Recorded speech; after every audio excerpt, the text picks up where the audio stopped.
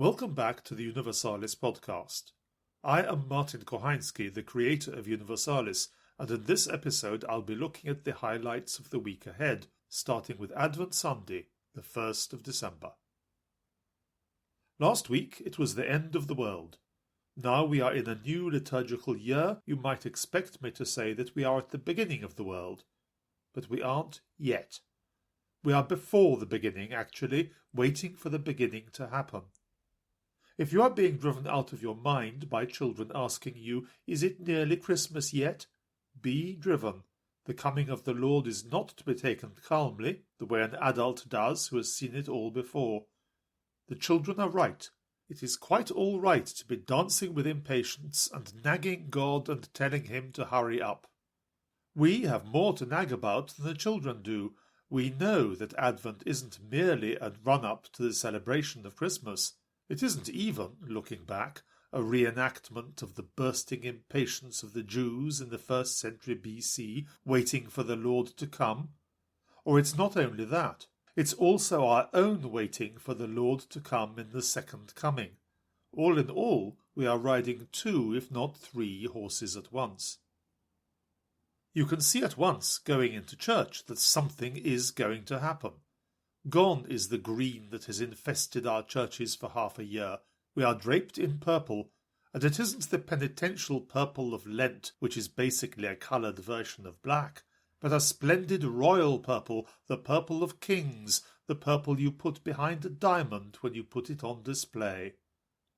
There is a sense of imminent progress, too. There is a stand with precisely four purple candles, and one white one set higher than the 4. That looks like structure, and it is. As time goes on, and more candles are lit each week, even a pagan visitor will see that something is going on, and we are going towards something, though he won't know what.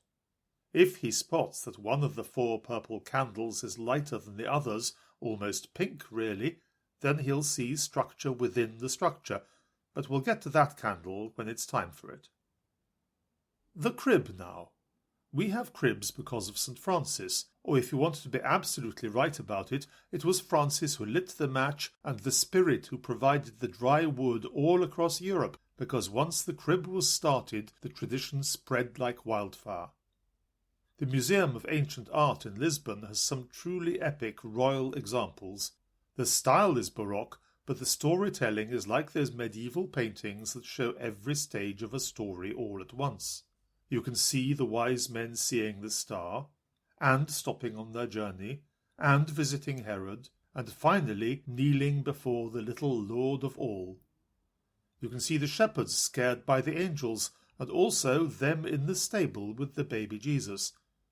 You could spend all day picking out every detail, and if people did do that, then that was right, because that was what the crib was for. A strictly correct church doesn't put the baby Jesus in the crib until Christmas Day, and the kings don't go in until Epiphany, but I have to say that at home we put all the figures out at once because they are so lovely. The most thorough crib I have ever seen was in a church at Hildesheim in Germany, which didn't just do the Nativity but the whole of salvation history. I remember Noah's Ark somewhere in the early part of it, and the Garden of Eden with giraffes. Does this sound childish? I hope so. We are told to be like little children, and indeed there is a kind of artificial maturity which aims at a controlled life, a planned life, a life without surprises and above all without disappointments. There is a terrible danger that if we seek this enough, we may get it. The price of making yourself proof against disappointment is that you make yourself proof against wonder and proof against delight. The Jews awaited the first coming without knowing what it was. Of course they had ideas about what it had to be, but those ideas were all wrong. The odd eruptions that were happening in that society, the ones that had the Romans so much on edge, killing the Samaritans at their sacrifices and so on, were wrong exactly because they matched people's ideas of what was expected to happen. The tragedy of Judas may be of the same kind. A good surprise, artistically, is one which you never saw coming, but which, looking back, is so exactly right that nothing else could possibly have done. It works like that in films, in plays, in novels. That was how it worked with the first coming, and that is certainly how it will work next time round. When the angels said to the gazing apostles that Jesus would come the way they had seen him go, they did not mean literally that we should sit around Mount Olivet with telescopes trained at the sky. What they did mean we don't know, but whatever form that conclusion of history takes, it will have been found to fit. Lent is purple and penitential and long and tough. Advent is shorter, and it is a purple of preparation for approaching glory. You may starve or exercise in Lent to discipline the body and soul. In Advent you may well also fast, but only to make room for more good things when Christmas comes along. If you don't believe me, look at the reading from Isaiah on Wednesday. On this mountain the Lord of hosts will prepare for all peoples a banquet of rich food, a banquet of fine wines, of food rich and juicy, of fine strained wines. He only doesn't mention Christmas pudding because it hasn't been invented yet. We are incarnate beings, both soul and body, and Advent is about getting both soul and body ready to rejoice. Here is a gentle exercise for you to try for Advent. Of course it involves Universalis, because Universalis weighs nothing and you always have it with you. I am sorry to have to tell you that you need no special equipment for this exercise and therefore have no excuse not to do it. Here it is. Read the first readings in the readings at Mass for each day. Don't worry so much about the Gospel, but look at the first readings throughout Advent. They are mostly from Isaiah. The Jews have lost everything, they want to be given it back, and through Isaiah, God is saying no. With God there is no back, only forward. The Jews will not be given back a nice strong city to defend them. They will not forever be back again as God's holy people surrounded by pagans. No. Jerusalem now is the source of salvation for everyone. All the peoples of the earth will come streaming to it. The Jews will not be a chosen people huddled comfortably round their chosenness, hugging it like Gollum gloating over his precious. They will be a chosen people through whom the light of salvation shines upon everybody to the furthest coastlands. Stop asking for too little, says the Lord. The Lord will wipe away tears from all faces. He will take away the reproach from all the earth. That's the thing about God. You can never quite trust him to give what you ask for, and that's all. He is just as likely to give you far more. Just trust in advance that when you look back on it all, you would see he was right to do what he did. One thing that we know and the Jews didn't, even though they had Isaiah to tell them, is that through us comes the salvation of the whole world. They definitely have the advantage of us here, because if we know what we ought to be doing, not doing it is a crime.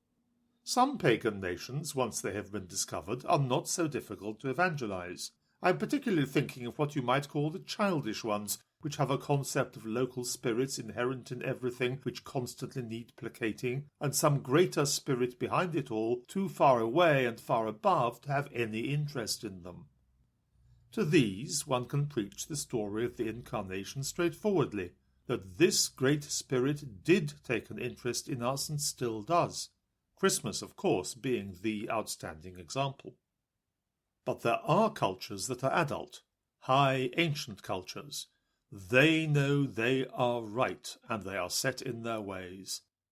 We celebrate St. Francis Xavier on Tuesday, and his mission to India and Japan was precisely one to societies which already knew how things were done. Take India, for example. I read somewhere that his efforts in India were a failure because he did not convert the Brahmins. I can't remember if the complaint was that he tried and failed, or that he did not try. On the same principle, I suppose that Jesus ought to have ignored the fishermen and gone and preached to the Pharisees. But there is a deeper point here. Adults are less flexible than children, and adult cultures are less flexible than infant ones. In India, to carry on with this example, in a very real sense there were no Indians. There was only an Indian member of this caste, an Indian member of that caste, and so on. Everything was dominated by what you were, not who you were. That one of the first responses to Christian evangelization seems to have been to add some new Christian castes in parallel to the existing Indian ones might be seen as a failure, but it may also have been a necessary adaptation. Was it a halfway step to the casteification of Christianity, or towards the dissolution of caste in the universal equality of Christians? The preaching of anything to anyone really has hazards of this kind. It is just more noticeable in the case of places like India and Japan. I suppose for each of us as missionaries in our own particular way, the key is to do the best we can and then not worry about it. God's will be done. It being the beginning of the liturgical year, there is some housekeeping to got through. There will be links in the podcast notes for this episode. If you aren't listening through an app that shows you those notes, go to the universalis.com homepage and click on the podcasts button near the top on the right-hand side. You can get to the notes from there. This year, the bishops of Great Britain are changing the language of the readings at Mass. We have had the Jerusalem Bible for as long as anyone can remember, and now we will have the English Standard Version instead. This starts at the beginning of Advent. If you are thinking about the Liturgy of the Hours, ignore this. The hours are not changing. If you are not in England, Wales or Scotland, ignore this. Nothing is changing for you. If you are in England, Wales or Scotland, ignore this and the change will happen automatically. There are two exceptions. First, if you want the translation to change, you need to have a version of the software that is recent enough to contain it. Most people get updated automatically. If you haven't been, you can do it yourself. The podcast notes will tell you how. Second, Universalis doesn't know where you are. It only knows what local calendar you are using. So if, for example, you are in England and somehow set to the worldwide general calendar, that won't have mattered very much before. Now it will. So select the calendar you want and all will be well. Again, the podcast notes will tell you. That is enough about the new translation. Now, ebooks. If you have an ebook reader like the Kobo or the Amazon Kindle, then it doesn't run apps, but it can read ebooks. By their nature, ebooks aren't intelligent and can't create new pages for you, so each book lasts only a certain time. Advent is the time to get a new book. See the podcast notes to find out how. If you have an ebook reader and haven't tried a Universalis ebook on it, you might want to try it. Trying doesn't cost anything. Again, see the podcast notes. One final point arising from an email I have just this moment received. If you have a mobile device, iPhone or iPad or Android, always use an app rather than an ebook. It is less bother and far more flexible. And don't worry the way my correspondent was worrying. The Universalis app doesn't need an internet connection while you are using it. That's the end of the housekeeping. Let's look at a couple of other ways of responding to Advent. In this season, the prayers and intercessions at Lauds and Vespers, that's morning prayer and evening prayer, are tailored to the themes of the season and they are pretty powerful. They talk of preparation for Christmas, the coming of the Lord, and even the second coming. I suggest looking at them each day to see how the story develops. Perhaps you are reading these hours anyway, but if you aren't, don't worry that you're doing anything wrong by digging into an hour and just looking up the prayers towards the end of it. There is nothing wrong with that at all. The hours are a resource and a treasury for everyone to pick up whatever gems they want. Finally, a bit of an advertisement. What about an early Christmas present for yourself? If you have a Universalis app, you can listen to the hours or the Mass readings instead of reading them. It's less bother, you can do it in more places, and the speaker is human. I used to be able to say that the subscription was about the price of 1 cup of coffee per month, but coffee has gone up and the subscriptions haven't. Press the play button and see if you like what you hear. This Friday it is the feast of St. Nicholas, Bishop of Mara in modern-day Turkey, who died about the middle of the 4th century. He was devoted to helping the poor, and the story is told of how he gave 3 purses of gold secretly to a poor man who could not afford dowries for his 3 daughters, thus enabling them to get married and saving them from a terrible fate. His is the name behind the tawdry modern myth of Santa Claus, and in some countries good children, and even bad ones, are given presents on his feast day. That's all for this week. If you'd like to write to us about anything, send an email to universalis@universalis.com. We look forward to hearing from you. Have a good week in every sense, and let's pray for one another.